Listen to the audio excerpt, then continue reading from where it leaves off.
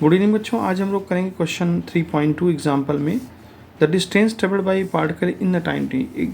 जो भी distance cover की जाती है टी टाइम में, उसका एक इक्वेशन दे रखी है टी के फॉर्म में। तो हमें पता करना है average speed of the particle during the time 0 to 5, यानी 0 से 5 के बीच में क्या एवरेज स्पीड होगी।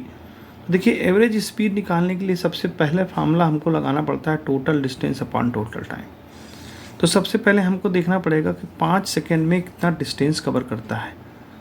तो डिस्टेंस इन 5 सेकेंड, क्योंकि 0 से 5 सेकेंड के ही बीच का पूछ रहा है, तो डिस्टेंस हो जाएगी हमारी 2.5 और टाइम हो जाएगा 5 का स्क्वायर, यानी कि 5 का स्क्वायर 25। तो ये बन जाएगा हमारा 62.5 मीटर। ये टोटल डिस्टेंस हो गई। अब हमें एवरेज जो है स्पीड चाहिए, तो एवरेज स्पीड है total distance upon total time, यानी जो टाइम हमको बता रहा है वो उसमें। तो ये आ जाएगा आपका 62.5 total distance upon time 5 second में हमको निकालना है। तो ये बन जाएगा हमारा जो है 12.5 मीटर पर सेकंड। ठीक है, अब यहाँ पर देखें तो ये पहला पार्ट हो गया। फिर कहता है इंस्टेंटेनियस स्पीड।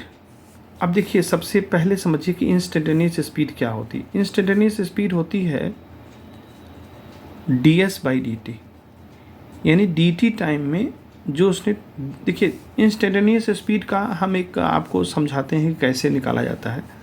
मान लीजिए एक ग्राफ है और इस ग्राफ में पार्टिकल कोई नॉन यूनिफॉर्म मोशन में मूव कर रहा है। मान लीजिए एक पॉइंट A है, दूसरा पॉइंट B है। हमने यहाँ पर टाइम नोट किया t1 है और यहाँ पर टाइम नोट किया t2 है। यहाँ पर उसकी कोई वेलोसिटी हो सकती है, यहाँ पर डिस्टेंस कोई हो सकती है, ये डिस्टेंस है यहाँ पर, और यहाँ पर भी कोई डिस्टेंस हो सकती है उसकी। अब हमें देखना है कि इन दोनों पॉइंट्स के बीच में अगर हम टाइम का ड्यूरेशन, ये डेल्टा टी टाइम को बहुत कम कर दें, तो जब बहुत कम कर दें तो इन दोनों को अगर हम देखें तो इनके बीच में जो हमें ड्यूरेशन है, अगर हम बहुत कर दें तो एक पर्टिकुलर पॉइंट पर हमको वेलोसिटी पता करनी होगी, और वो पर्टिकुलर पॉइंट यानी कि एक प्रकार से हमको इसका स्लोप पता करना है। तो ये हमारी हो गई ds और ये हो गई dt। तो ds/dt यानी कि इसके बीच का जो रेशियो है ds और dt का, वो हमें पता करना है।